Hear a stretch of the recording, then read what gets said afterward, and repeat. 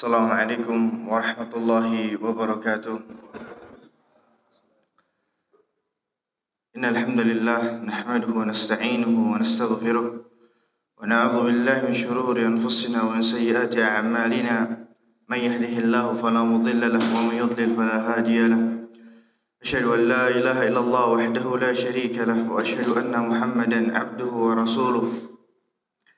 قال الله تعالى في كتابه الكريم يا أيها الذين آمنوا اتقوا الله حق تقاته ولا تموتن إلا وأنتم مسلمون يا أيها الناس اتقوا ربكم الذي خلقكم من نفس واحدة وخلق منها زوجها وبث منهما رجالا كثيرا ونساء واتقوا الله الذي تساءلون به والأرحام إن الله كان عليكم رقيبا يا أيها الذين آمنوا اتقوا الله وقولوا قولا سديدا يصلح لكم أعمالكم ويغفر لكم ذنوبكم ومن يطع الله ورسوله فقد فاز فوزا عظيما أما بعد فإن أصدق الحديث كتاب الله وخير الهدى هدى النبي صلى الله عليه وسلم وشر الأمور محدثاتها فإن كل محدثة في الدين بدعة وكل بدعة ضلالة وكل ضلالة في النار.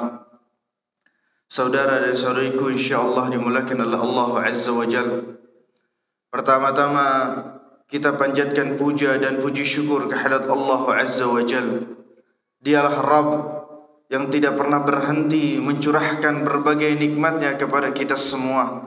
Nikmat yang begitu banyak yang tidak bisa dihitung oleh lisan. Sebagaimana Allah firmankan di dalam Al-Quran, wa in ta'uddu ni'matallahi la tuhsuha innal insana ladzalumun kafar. Apabila kalian ingin menghitung-hitung nikmat Allah, niscaya kalian tidak akan pernah sanggup untuk menghitungnya. Sesungguhnya manusia sangat zalim dan sangat ingkar terhadap nikmat Allah Azza wa Jalla. Maka bentuk rasa syukur kita kepada Allah Azza wa Jalla yaitu dengan kita patuh tunduk pada perintah Allah Azza wa Jalla dan meninggalkan segala apa yang dilarang oleh Allah Azza wa Jalla. Salawat dan salam senantiasa tercurahkan kepada baginda Rasulullah sallallahu alaihi wasallam, kepada keluarga beliau, kepada sahabat-sahabat beliau, dan kepada orang-orang yang senantiasa berpegang teguh di atas sunnah Rasulullah sallallahu alaihi wasallam. Saudara dan saudariku insyaallah dimuliakan oleh Allah Azza wa Jalla. Di dalam sebuah hadis yang sangat mulia yang diriwayatkan dari Sahal bin Sa'ad radhiyallahu taala anhu, bahwasannya Jibril alaihi salam pernah datang kepada Rasulullah sallallahu alaihi wasallam seraya mengatakan, "Ya Muhammad, ish ma syi'ta fa innaka mayyitun wa ahbib man ahbabta fa innaka mufariquh wa'mal ma syi'ta fa innaka majziyun bih." Wahai Muhammad, hiduplah sekehendak Anda, tapi ingat suatu saat Anda akan menjadi mayit. Wa ahbib man ahbabta fa innaka mufariquh, dan cintailah siapapun yang Anda ingin cintai, tapi ingat suatu saat Anda akan berpisah dengannya.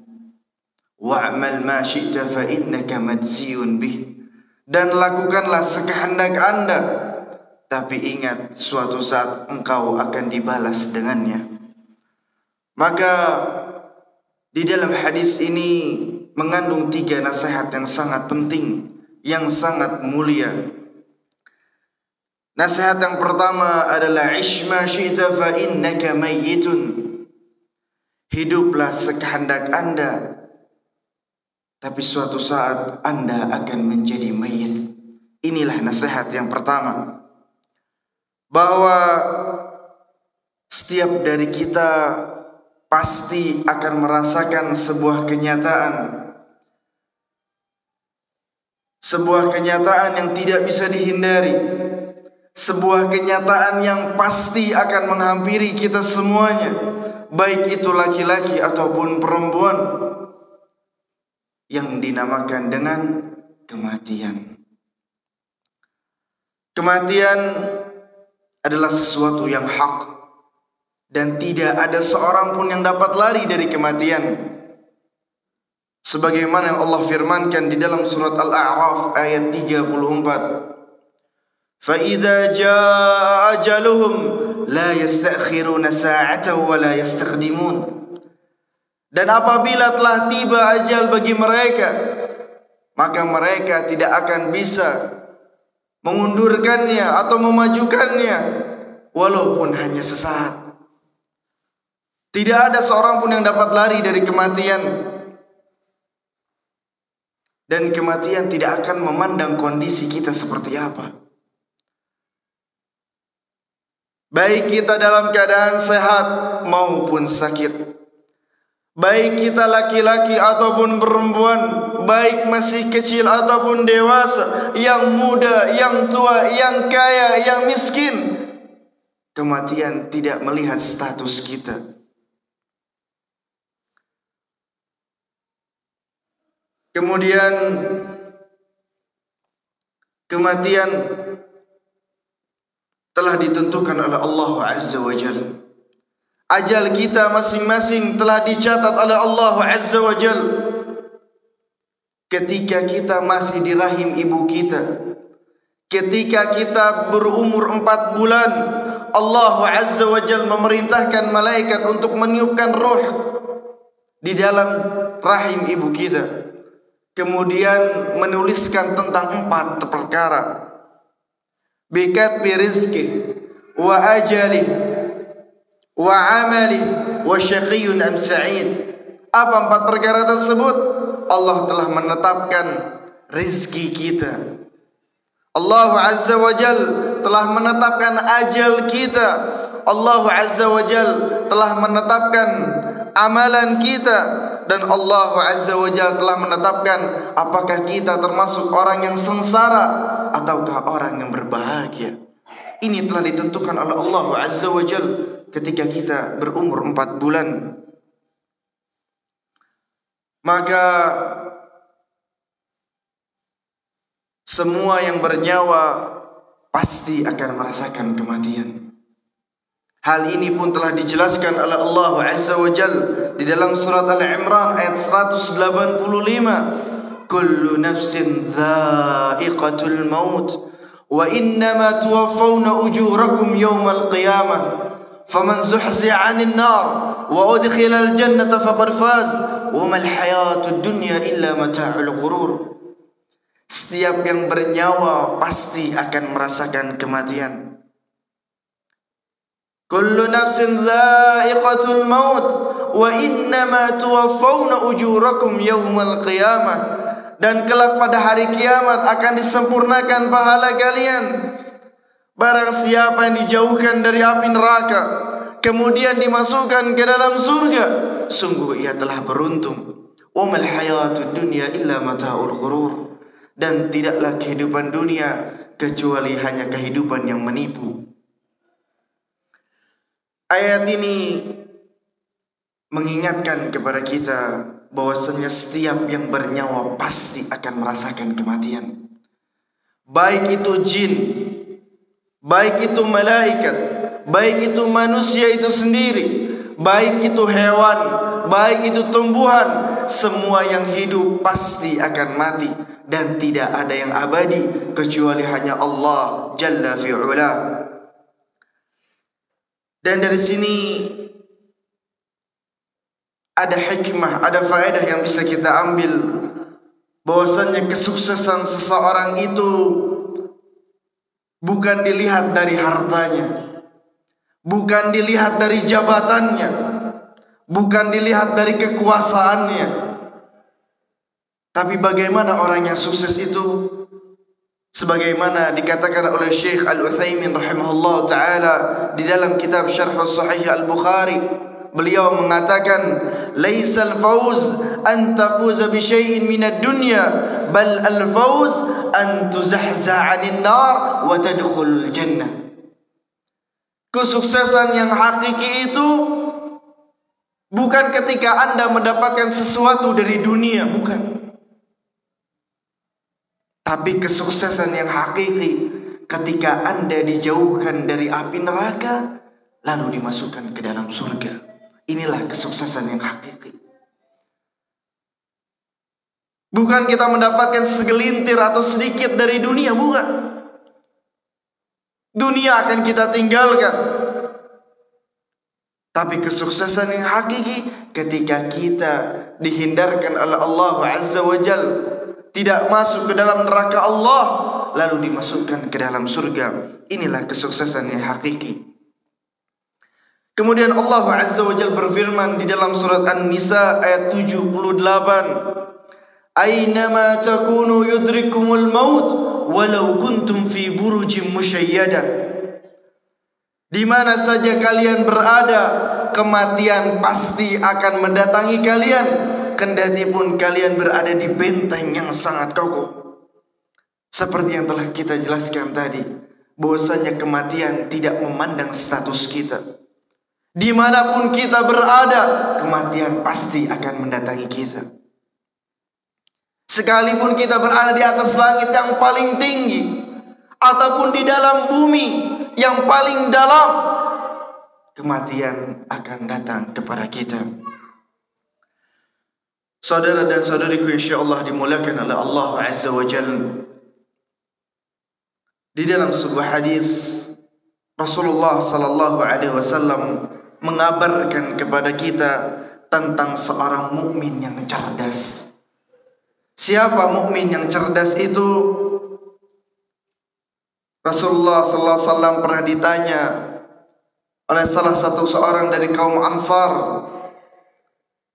Dia menanyakan, "Ya Rasulullah, fa ayyul mu'minina akyas?" Wahai Rasulullah, siapa mukmin yang paling cerdas itu? Kemudian dijawab oleh Rasulullah sallallahu alaihi wasallam, "Aktsaruhum lil maut dzikra wa ahsanuhum lima ba'dahu isti'dadan ulaikal akyas."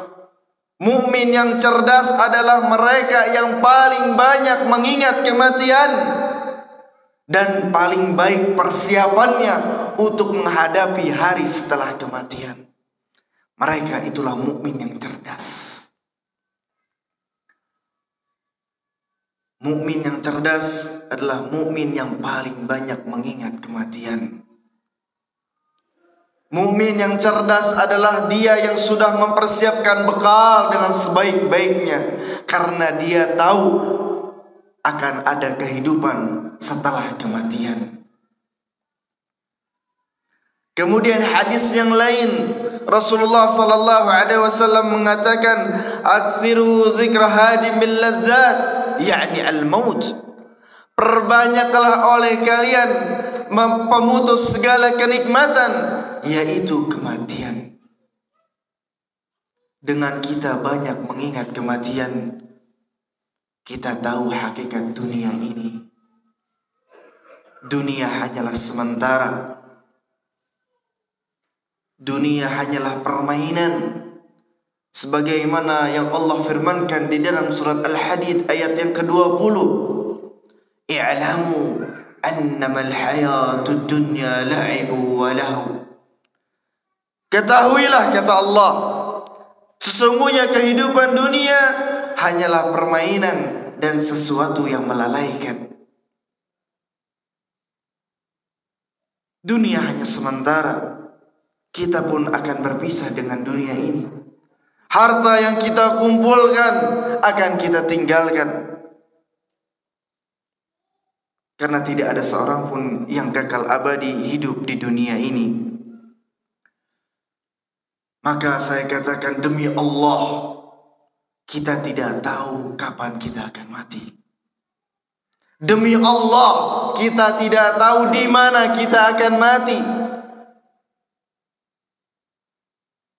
Lantas yang kita khawatirkan apa? Bekal apa yang akan kita bawa nanti setelah kita mati? Sudahkah kita mempersiapkan bekal dengan sebaik-baiknya untuk menghadapi pengadilan Allah Azza wa Jal? Karena kehidupan setelah kematian itu berat dan panjang. Akan ada yang namanya alam kubur. Bahkan Utsman bin Affan menangis terseduh-seduh sampai basah jenggotnya. Maka salah seorang sahabat bertanya kepada Utsman, "Wahai Utsman, mengapa engkau menangis? Engkau tidak menangis ketika engkau didengarkan surga dan neraka, tetapi engkau menangis karena hal yang demikian." Kemudian Utsman bin Affan mengatakan, "Aku pernah mendengar Rasulullah sallallahu alaihi wasallam bersabda, Innal qabra awwalu manazil al-akhirah. Fa in naja minhu fama ba'dahu aisaru minhu, faman lam yanju minhu fama ba'dahu ashaddu minhu." Sesungguhnya alam kubur adalah fase pertama dari fase-fase akhirat. Barang siapa yang selamat dari fase pertama ini, yaitu alam kubur, maka yang setelahnya akan lebih mudah. Tetapi barang siapa yang tidak selamat dari siksa kubur atau dari alam kubur, maka yang setelahnya akan lebih susah, akan lebih berat lagi. Berat menghadapi alam kubur. Kita akan ditanya oleh para malaikat tentang 3 perkara. Man rabbuk, wa ma dinuk, wa man nabiyuk. Siapa Rabbmu, apa agamamu, siapa nabimu. Bukan karena kita hafal kita dapat menjawab 3 pertanyaan tersebut, bukan. Karena yang dapat menjawab pertanyaan-pertanyaan tersebut adalah amalan-amalan kita. Kalau kita tidak persiapkan dari sekarang, bagaimana kita akan menjawab pertanyaan-pertanyaan para malaikat? Dan setelahnya akan ada padang mahsyar yang kita dibangkitkan oleh Allah Azza wa Jalla. Kita dikumpulkan oleh Allah Azza wa Jalla di padang mahsyar yang panasnya matahari begitu panas, yang matahari didekatkan oleh Allah Azza wa Jalla hanya berjarak 1 mil. Tudna syamsu yawmal qiyamah 'alal khalq kamiqdari mil. Matahari akan didekatkan oleh Allah Azza wa Jalla pada hari kiamat kelak di atas para makhluknya, di atas para manusia, dan jaraknya hanya 1 mil. Yang saat itu manusia berkucuran keringat. Dan semua itu tergantung pada amalan mereka masing-masing. Akan ada yang namanya mizan, timbangan amal. Akan ada yang namanya hisab. Kemudian kita akan melewati sirat, jembatan yang terbentang di atas neraka jahanam. Barulah di situ akan menentukan apakah kita penduduk surga ataukah penduduk neraka. Dan amal solehlah yang akan menyelamatkan kita di alam akhirat nanti. Maka kalau bukan bekal dari sekarang kita persiapkan dengan sebaik-baiknya, kapan lagi kita akan mempersiapkan bekal untuk di akhirat nanti? Seorang salaf bernama Bishr al-Harith rahimahullah berkata, "Marartu bi rajulin min al-'ubbad bil Basrah, fahuwa yabki. فقلت ما يبكيك فقال أبكي على ما فرطت من عمري وعلى يوم مضى من أجلي ولم يحسن فيه عملي." Bishr bin Al-Harith rahimahullah ta'ala mengatakan, aku pernah melewati salah seorang ahli ibadah di Basrah. Di mana letaknya Basrah? Ayo Hasan. Basrah berada di Irak. Kata Bishr bin Al-Harith, aku pernah melewati salah seorang ahli ibadah di Basrah, dan aku melihat dia sedang menangis. Dan aku mengatakan kepadanya, apa yang membuatmu menangis? Kemudian ahli ibadah itu mengatakan, aku menangis atas umurku yang terus berkurang, atas ajalku yang terus semakin mendekat. Akan tetapi amalanku belum juga membaik. Subhanallah. Mereka orang-orang salaf, para sahabat, para tabi'in, sangat menaruh besar perhatian mereka terhadap akhirat mereka, menaruh harapan besar pada akhirat mereka, karena mereka tahu hakikat kehidupan akhirat itu. Akhirat adalah abadi dan kita pun akan tinggal selamanya. Inilah yang menentukan kita, kehidupan akhirat kita. Apakah kita termasuk penduduk surga ataukah penduduk neraka? Ma'asyiral muslimin rahimani wa rahimakumullah jami'an. Kemudian nasihat yang kedua adalah wa ahbib man ahbabta fa innaka mufariquh. Dan cintailah siapapun yang engkau cintai, tapi sesungguhnya engkau akan berpisah dengannya. Cinta merupakan sebuah anugerah yang diberikan oleh Allah Azza wa Jalla kepada para makhluknya. Allah Azza wa Jalla memberikan cinta kepada para hamba-hambanya. Kita diperbolehkan untuk mencintai siapapun dan apapun juga, tetapi sesuai dengan batasan-batasan syariat.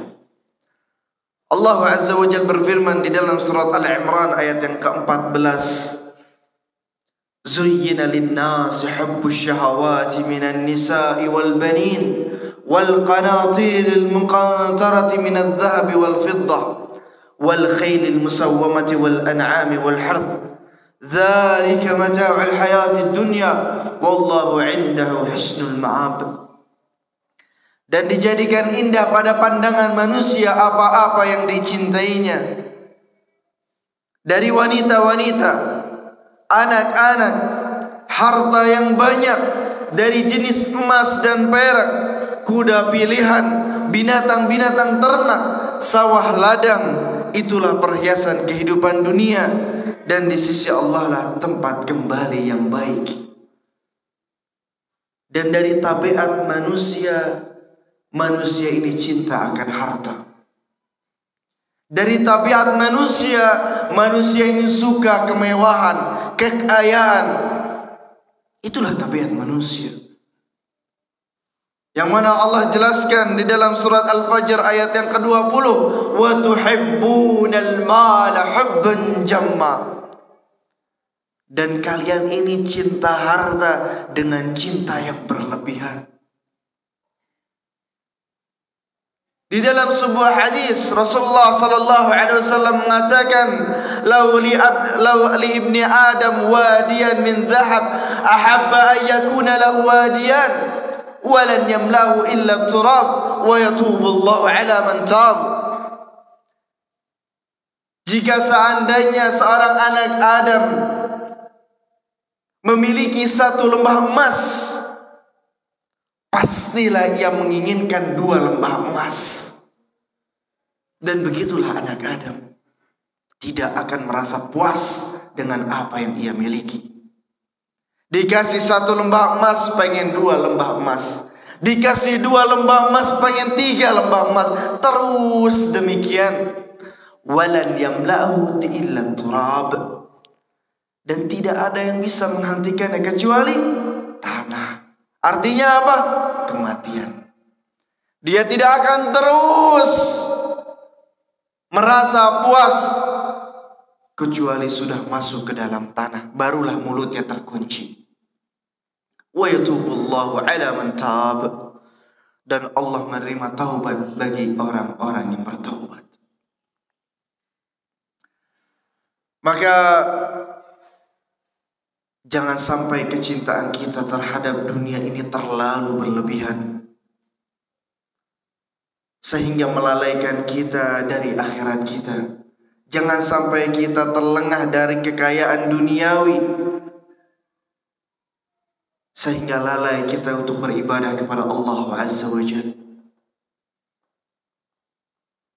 Karena cinta dunia merupakan sebuah penyakit yang disebutkan oleh Rasulullah sallallahu alaihi wasallam dengan penyakit al-wahan. Apa itu al-wahan? Hubbud dunya wa karahiyatil maut. cinta dunia dan takut akan kematian. Seseorang yang terlalu cinta terhadap dunia, berlebih-lebihan terhadap cinta dunia, dia akan khawatir akan kematiannya. Dia gak akan tenang di dalam ia menjalani kehidupannya. Boleh kita cinta sama dunia, boleh, tapi jangan terlalu berlebihan sehingga kita lupa akan hakikat kita diciptakan oleh Allah Azza wa Jalla. Tujuan kita ada di dunia ini, kita lupa tujuan kita, yaitu untuk beribadah kepada Allah Azza wa Jalla. Sebagaimana Allah firmankan dalam Al-Quran, "Wa ma khalaqtul jinna wal insa illa liya'budun."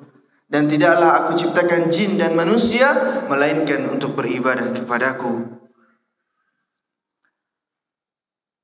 Kemudian di dalam kita mencintai seseorang, ingatlah bahwa suatu saat nanti kita pun akan berpisah dengan orang yang kita cintai.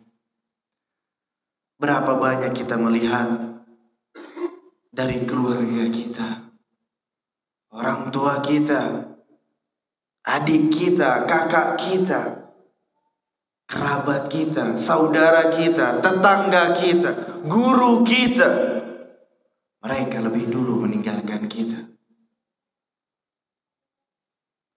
Kita pun akan menyusul seperti mereka, tinggal hanya menunggu waktunya saja. Semoga Allah Azza wa Jalla memaafkan serta merahmati mereka yang sudah tiada dan kita semuanya yang masih hidup. Maka cinta yang paling besar, cinta yang paling utama adalah cinta Allah dan Rasulnya Sallallahu Alaihi Wasallam. Dengan mencintai keduanya, kita akan merasakan manisnya keimanan. Sebagaimana Rasulullah Sallallahu Alaihi Wasallam sabdakan, "Thalathun man kunna fihi wajada halawatal iman, ay yakuna Allah wa rasulahu ahabba ilaihi mimma siwahuma, wa yuhibbal mar'a la yuhibbuhu illa lillah, wa ay yakraha ay ya'uda fil kufr kama yakraha ay ya'uda fin nar." Tiga perkara yang ada pada diri seseorang, maka ia akan merasakan manisnya keimanan. Yang pertama, hendaklah ia mencintai Allah dan Rasulnya melebihi dari apapun juga. Cinta yang paling utama adalah mencintai Allah dan Rasulnya. Kemudian yang kedua, hendaklah ia tidak mencintai seseorang kecuali karena Allah. Kita cinta sama ni fulan karena Allah. Kemudian yang ketiga, hendaklah seseorang benci untuk kembali kepada kekufuran sebagaimana ia benci untuk dilemparkan ke dalam api neraka. Ia tidak mau lagi kembali kepada kekufuran yang mana sebelumnya ia telah beriman kepada Allah, sebagaimana ia pun benci, gak mau dilemparkan ke dalam api neraka. Siapa di antara kita yang mau masuk ke dalam api neraka Allah Azza wa Jalla? Seperti itulah kita benci untuk kembali kepada kekufuran. Maka tiga hal tersebutlah jika ada pada diri seseorang, ia akan merasakan manisnya keimanan. Maka segala apa yang kita cintai di dunia ini, semuanya akan kita tinggalkan. Baik itu harta kita, baik itu keluarga kita, usaha kita, rumah kita, mobil kita, semuanya akan kita tinggalkan. Hanya amal solehlah yang akan kita bawa nanti.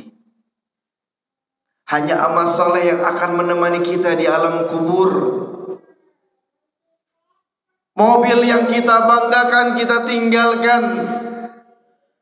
Rumah yang kita banggakan, yang kita usahakan, yang kita cari jerih payahnya, yang kita idam-idamkan, akan kita tinggalkan. Nggak akan kita bawa ke dalam alam kubur kita. Keluarga kita, anak kita, istri kita, suami kita, semuanya akan meninggalkan kita. Nggak ada yang mau menemani kita di alam kubur kita, nggak ada.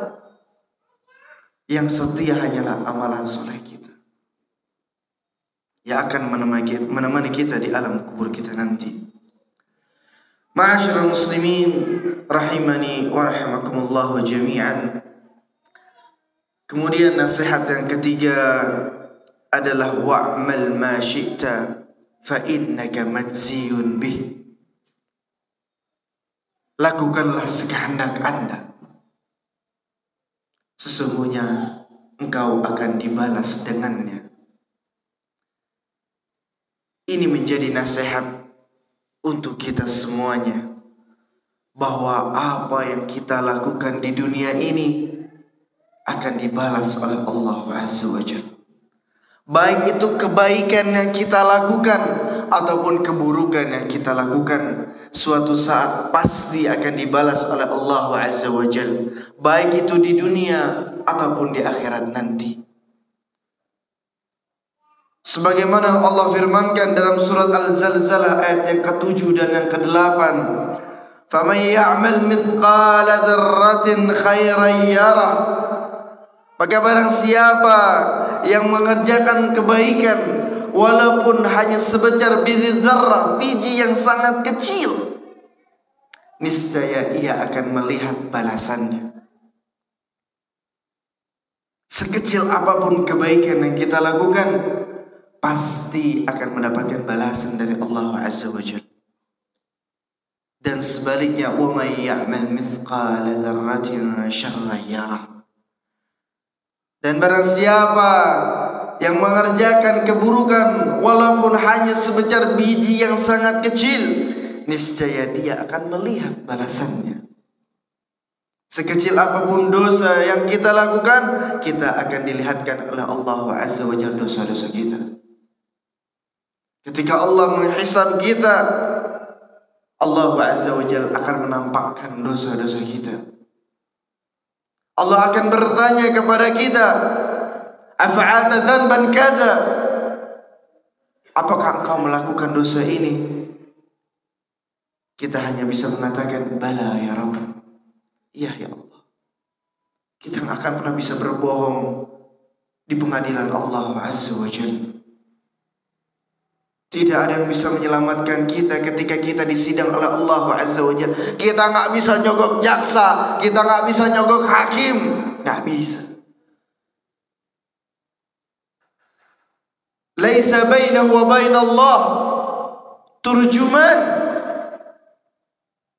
Kita berdua, cuman berdua kita sama Allah Azza wa Jalla, nggak ada orang lain. Laisa bainahu wa bainallahi turjuman, enggak ada penerjemahnya. Allah akan bertanya di setiap detail yang kita lakukan. Sekecil apapun yang kita lakukan, kita akan ditanya oleh Allah Azza wa Jalla. Setiap sen yang kita kumpulkan, kita akan ditanya oleh Allah Azza wa Jalla. Sebagaimana yang Rasulullah SAW sabdakan, la tazulu qadama 'abdin yawmal qiyamah hatta yus'ala an arba'.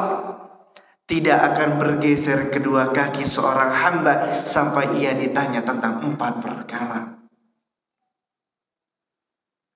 An umrihi fi ma'afnah, tentang umurnya untuk apa ia habiskan. An jismi fi ma'abla, tentang badannya untuk apa ia gunakan, letihnya untuk apa ia gunakan. An ilmihi madza amila fi, tentang ilmunya apakah diamalkan ataukah tidak. Wa an malihi min aina iktasabahu wa aina anfaqah, tentang hartanya, dari mana ia peroleh dan kemana ia infakkan atau kemana ia keluarkan. Maka berhati-hati. Bukan kita nggak boleh jadi orang kaya, boleh jadi orang kaya. Muslim yang kaya itu bagus. Tapi ingat, hisab Anda ini bakal panjang nantinya.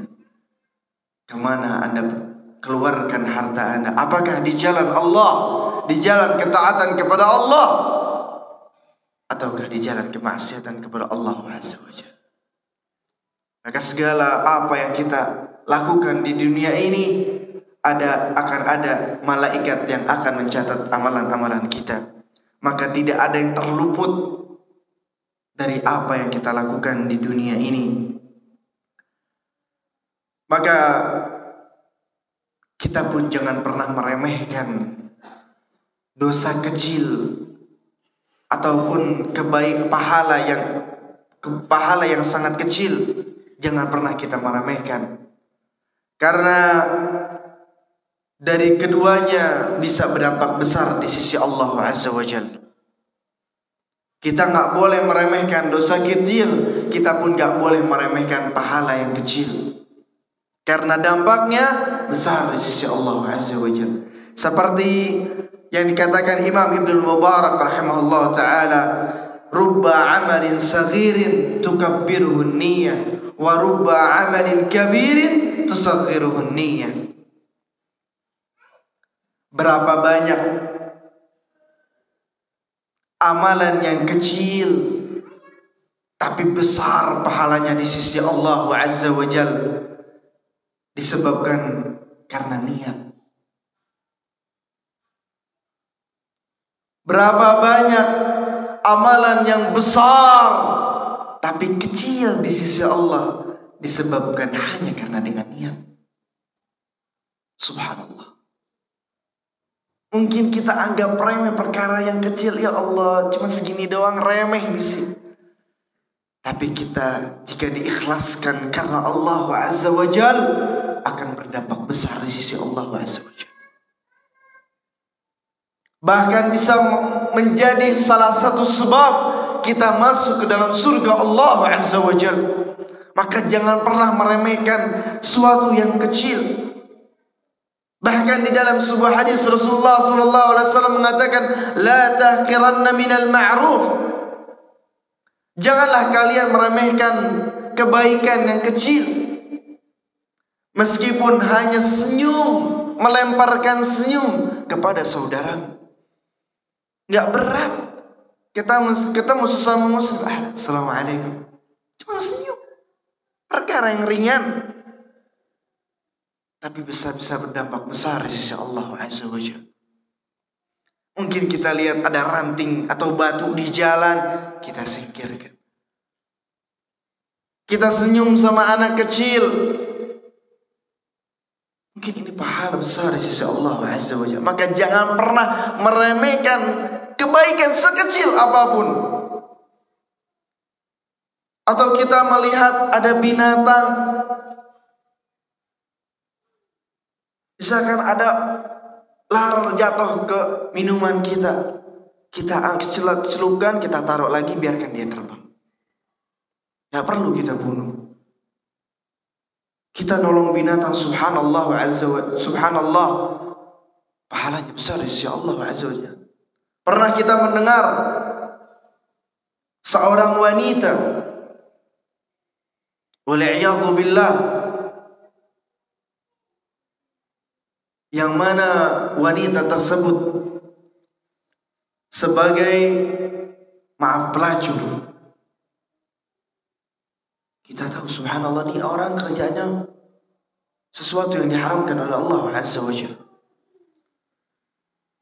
Kemudian ia melihat ada seekor anjing yang sedang kehausan. Apa yang ia lakukan? Ia buka sepatunya, ia turun ke sumur, ia ambil minuman, ia ambil air, ia berikan kepada anjing tersebut. Memberikan minum kepada seekor anjing.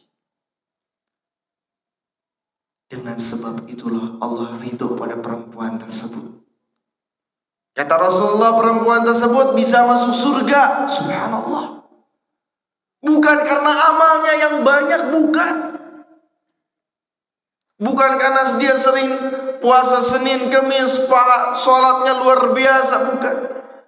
Hanya memberi minum pada seekor anjing bisa menyebabkan ia masuk ke dalam surga Allah Azza wa Jalla. Maka jangan pernah meremehkan pahala sekecil apapun, kebaikan apapun itu yang kita bisa lakukan, niatkan karena Allah Azza wa Jalla. Insya Allah bisa berdampak besar di sisi Allah Azza wa Jalla. Begitu juga sebaliknya.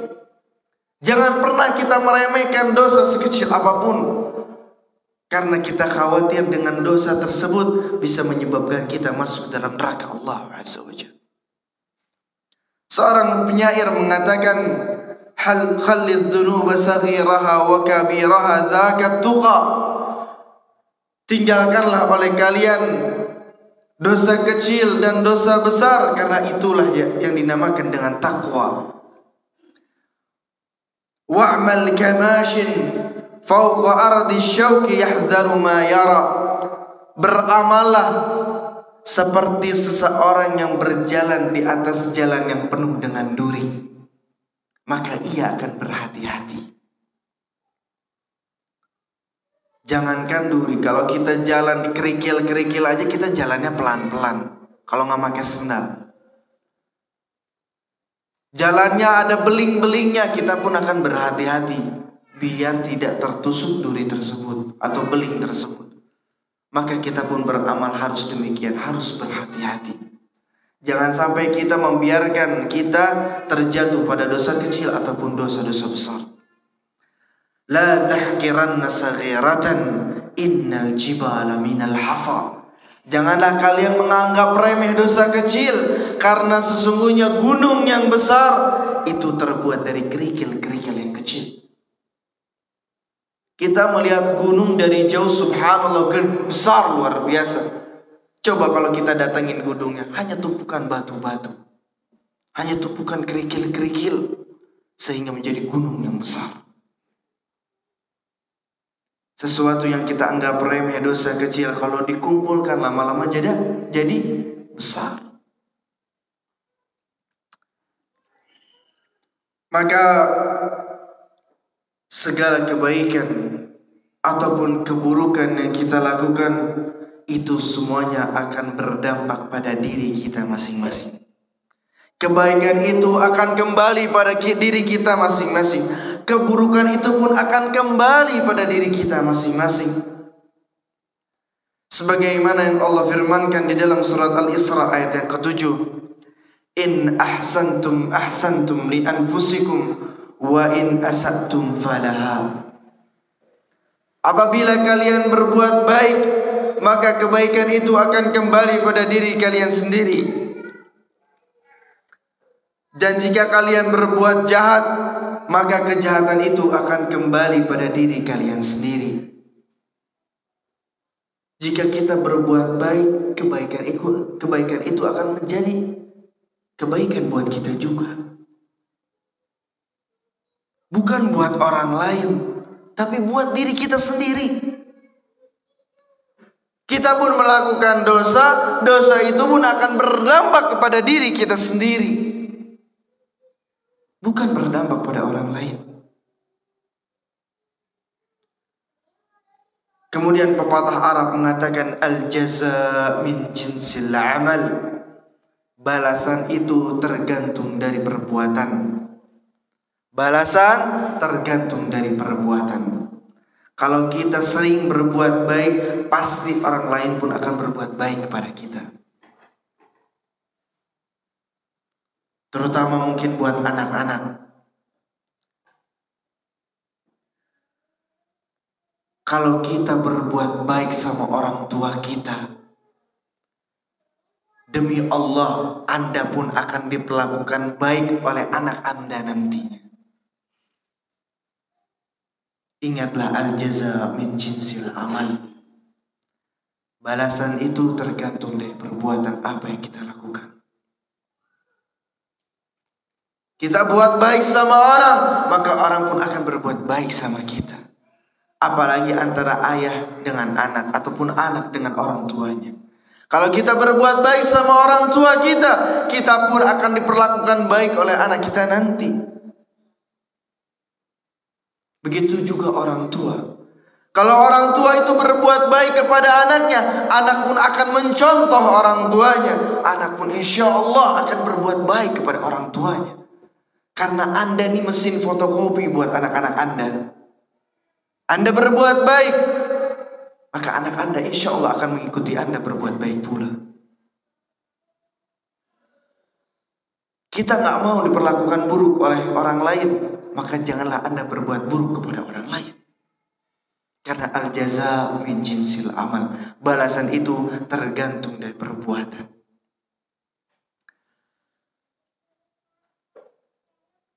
Ma'asyiral muslimin rahimani wa rahimakumullah jami'an. Maka 3 nasihat tadi menjadi nasihat yang besar buat kita semuanya. Yang pertama yang perlu kita ingat, kita adalah manusia yang bernyawa, yang pasti akan mati. Maka di dalam kita menjalani kehidupan dunia ini, kita memerlukan bekal untuk akhirat kelak. Maka Allah menjadikan dunia ini sebagai tempat untuk kita mencari bekal, bukan tempat untuk kita tinggal.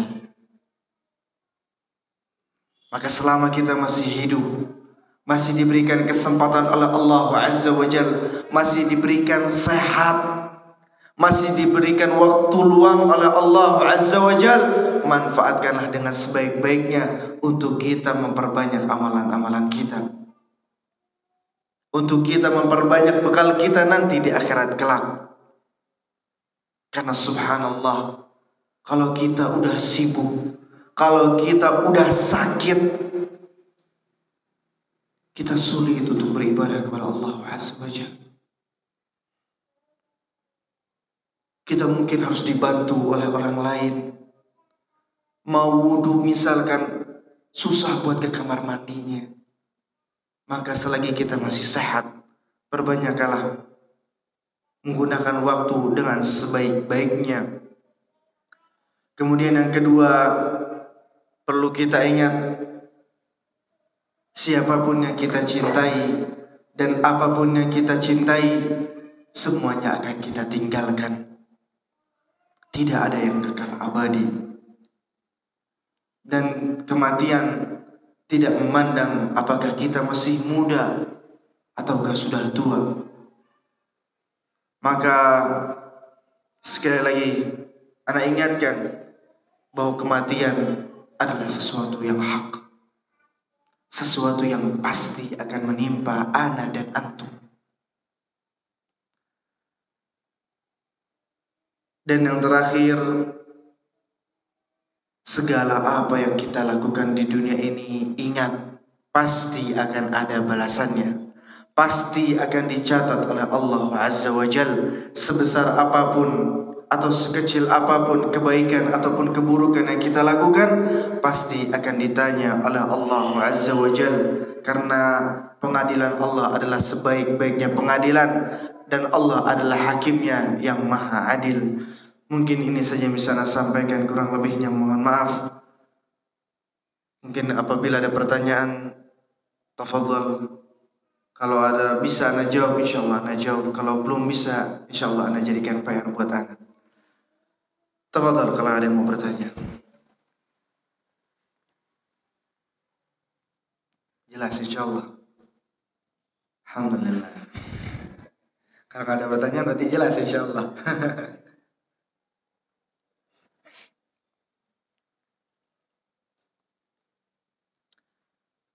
Ya ada, mungkin sebagai tambahan atau ya, fadhal.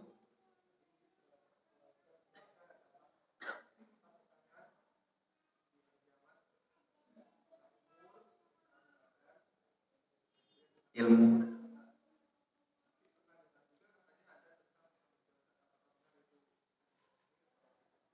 Taib. Mungkin di riwayat yang lain, wallahu a'lam, ana belum baca. Teman di riwayat yang lain, di hadis yang lain cuman ightanim khamsan qabla khamsin. Ya. Manfaatkan gunakan perkara yang 5 sebelum datang yang 5. Di antaranya itu, gunakan masa muda sebelum datang masa tua. Apakah masa muda akan ditanyakan? Wallahu a'lam, mungkin masuk ke dalam umur kita. Karena kita pun pernah menjadi muda. Anak antum bahkan yang umur 100 pun ataupun yang sedang meninggal pun pernah merasakan yang namanya masa muda. Wallahu a'lam, apakah masa muda pun akan ditanya oleh Allah? Ana belum mendengar hadis. Insyaallah ana akan cari insyaallah. Mungkin sedikit tambahan nasihat buat ana dan antum. Rasulullah sallallahu alaihi wasallam mengatakan dalam sebuah hadis, dan ini ana tunjukkan terlebih khusus buat yang umurnya sudah 60 tahun. Ada yang sudah 60? Belum ada? Ada? Tapi ini terlebih khusus buat yang sudah berumur 60 dan buat kita semuanya yang insyaallah sampai ke umur 60. Rasulullah sallallahu alaihi wasallam mengatakan, a'maru ummati ma baina 60 ila 70 wa qalilu man zad. Umur umatku itu sekitar 60 sampai 70 tahun dan sedikit dari mereka yang melampaui umur tersebut. Ini sebagai nasihat buat kita semuanya, wabil khusus buat yang 60 tahun. Ini adalah umur-umur range berbahaya.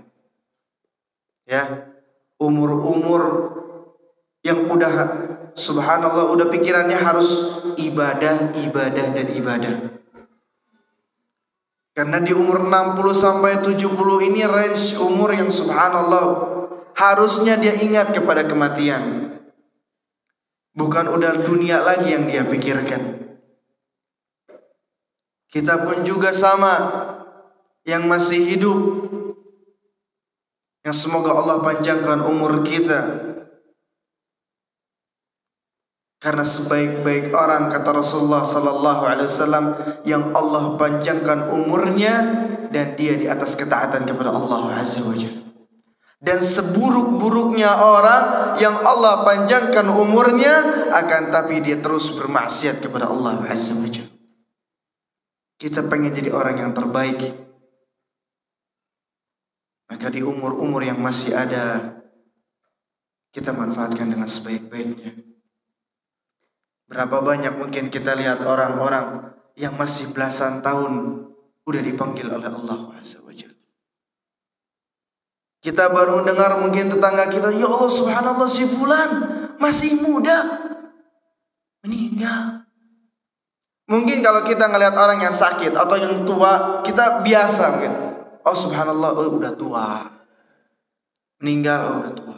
Tapi kalau yang muda, subhanallah kita kaget, masih muda, masih baru belasan tahun, baru 30 tahun udah dipanggil oleh Allah azza wajalla. Ini menunjukkan kepada kita bahwasanya umur atau kematian tidak memandang usia. Yang muda jangan merasa aman, yang tua apalagi. Ya, yang muda jangan merasa aman, wah anak masih muda, masih sehat, masih kuat, insyaallah umur anak panjang, jangan. Karena kematian tidak memandang usia. Taib, ini yang bisa saya sampaikan. Ada yang mau bertanya lagi? Ya, tafadhal.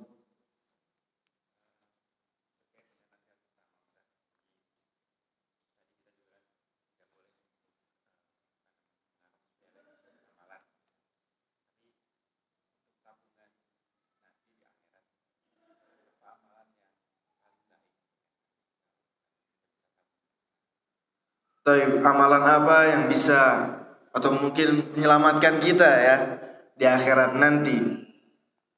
Salah satunya adalah sholat. Salah satunya adalah sholat. Sebagaimana yang disabdakan oleh Rasulullah sallallahu alaihi wasallam, awwalu ma yuhasabul 'abdu yaumal qiyamah as-shalah. Faman saluhat saluha sa'iru 'amalihi wa in fasadat fasada sa'iru 'amalihi. Hal pertama, perkara pertama yang akan dihisab oleh Allah azza wa jalla pada hari kiamat kelak adalah salat. Jika ia baik, maka baiklah seluruh amalannya. Dan jika ia buruk, buruklah seluruh amalannya. Bahkan salat adalah amalan yang paling dicintai oleh Allah Azza wa Jalla. Ketika Rasulullah SAW pernah ditanya tentang amalan apa yang paling dicintai oleh Allah Azza wa Jalla, Rasulullah SAW mengatakan as-salatu ala waqtiha, salat tepat waktu atau salat di awal waktu. Bahkan di surga akan ada sebuah pintu, babus salah, bagi orang-orang yang senantiasa mengerjakan salat, baik itu salat wajib ataupun salat-salat sunnah. Akan ada jalur khusus buat mereka yang gemar salat. Kemudian apa lagi? Sedekah. Sedekah bisa menyelamatkan kita di akhirat kelak. Ketika seorang, Allah firmankan dalam Al-Quran, ketika seorang telah diwafatkan oleh Allah Azza wa Jal, dia meminta kepada Allah Azza wa Jal untuk dihidupkan kembali. Apa yang dia ingin lakukan? Fa'asaddaqu aku minas salihin. Ya Allah, hidupkan aku kembali agar aku bisa bersedekah dan aku termasuk orang-orang yang saleh. Yang orang ini pengen lakukan apa? Sedekah. Karena dengan sedekah tersebut bisa menyelamatkan dia di akhirat kelak. Subhanallah, orang yang demen sedekah ini luar biasa. Dia akan mendapat balasannya di dunia, dia pun akan mendapat balasannya di akhirat kelak. Itu diantara amalan yang dapat menyelamatkan kita di akhirat kelak. Nah, di antara dua itu insya Allah bisa menyelamatkan kita di akhirat kelak. Tapi mungkin itu saja yang bisa Ana sampaikan. Kurang lebihnya Ana mohon maaf apabila ada kebenaran datangnya dari Allah Azza wa Jal, dan apabila ada kesalahan itu datangnya dari Ana dan dari syaitan. Dan Ana mohon perlindungan kepada Allah Azza wa Jal dari godaan syaitan yang terkutuk. Kita tutup dengan doa kafaratul majlis. Subhanakallahumma wa bihamdik, asyhadu an la ilaha illa anta astaghfiruka wa atubu ilaik. Assalamualaikum warahmatullahi wabarakatuh.